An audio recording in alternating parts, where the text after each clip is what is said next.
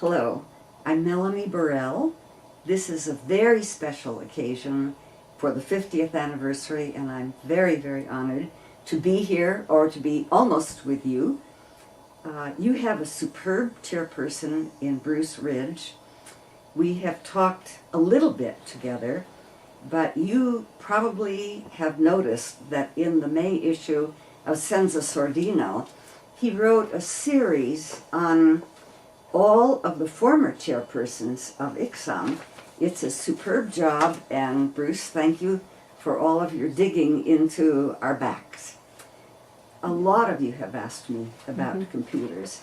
How did we work without them on the ICSOM governing board and with orchestras all over the country? We did have some computers, but they were old types. I had an Apple IIe, upgraded. It had small disks, and each disk created a different program. So our communication system, and mine was an elegant word processor, our communication system was perhaps easier because we could discuss on the telephone. We wrote letters, we wrote papers, we did speeches, but we were constantly involved with each other. You may have an easier time with computers, but we didn't think we had lost anything in that relationship. I wanted to tell you that the first time I was an ICSOM delegate from the Denver Symphony was in 1971, so I'm talking 40 years ago. We had a conference in Seattle. That was the first one I attended. The chairperson was Ralph Mendelsohn. He was a viola player, a very quiet man. He was a powerful leader. He was intelligent, and he kept that conference going at a fascinating, fast pace, but well enough so that all of the new delegates could get accustomed to having people from orchestras all over the country there. It was absolutely fascinating. And lo and behold, one of the delegates was from the Philadelphia Orchestra.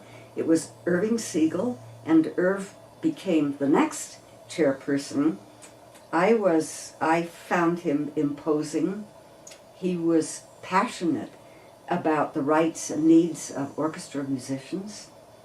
He was a proud spokesman for union rights, and he was a super chairperson as well. Chairman at that time, the term chairperson was later.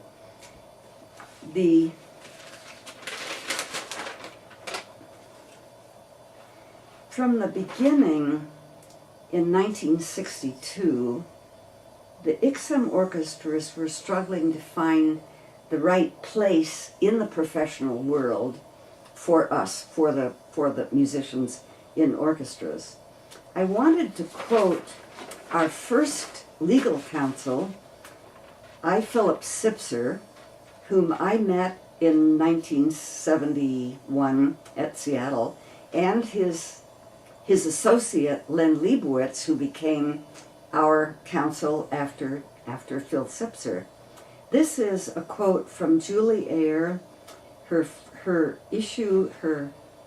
beginning issue on Senza Sordino. She says, "When I interviewed I. Philip Sipser, ICSOM's first counsel in 2000, he could not emphasize strongly enough how important it was to stay within the AFM, even during a time when both the locals and the AFM were not particularly helpful to orchestra musicians, to say the least." Then she quotes Sipser, quote, "The symphony field is the only field in which the lawyer does not represent the entire union.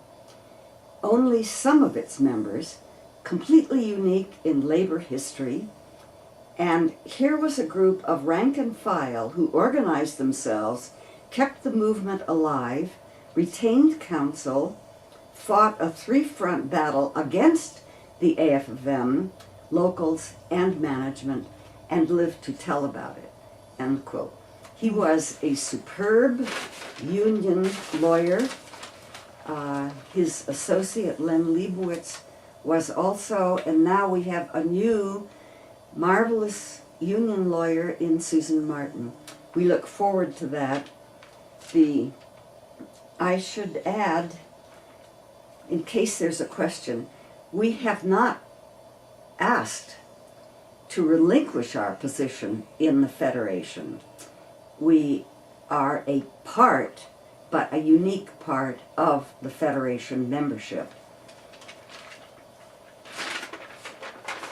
I'd like to talk a little bit about one program that ICSOM presented and organized and originated in the 1980s.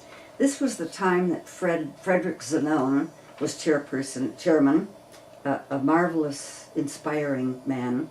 He called me one evening and suggested that we needed to find a way to help orchestra musicians deal with what hurt in their bodies, their shoulders, their mouths for wind players, their teeth, their fingers, their arms, all of the pieces that are involved in our profession as we work. He indicated that he felt there was an area that we needed to do some work, and he asked me if I would be willing to go for it. Would I run with it? And I said, after a little thought, I said, yes, I would. So we organized medical doctors from the University of Chicago, the medical doctors at the University of Colorado Medical Center, and others, and psychologists who were experts in making questionnaires. We needed to ask all of our members in all of our orchestras if they hurt where. So we made that questionnaire. We sat back and wondered, is anybody going to answer our questionnaire? We were scared, but we got hundreds and hundreds and hundreds of answers. That's how something happened in ICSOM. That was the birth of music medicine. It's akin to sports medicine. It's very special in its looking at the needs of our musicians. I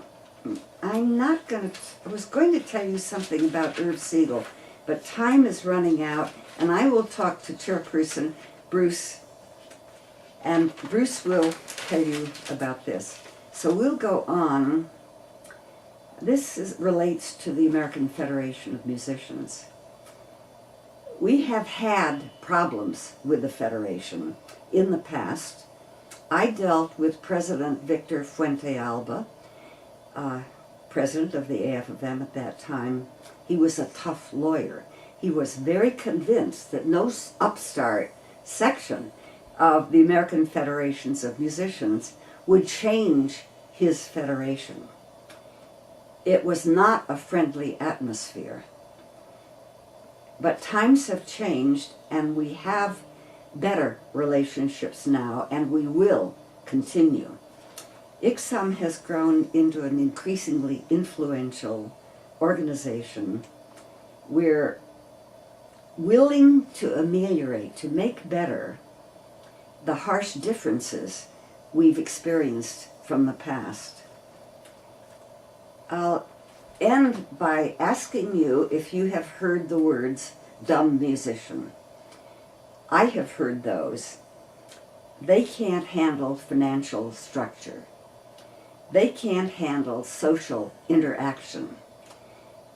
They can't handle media interaction. They are just dumb musicians. I tell you, and I believe, everybody should be that dumb.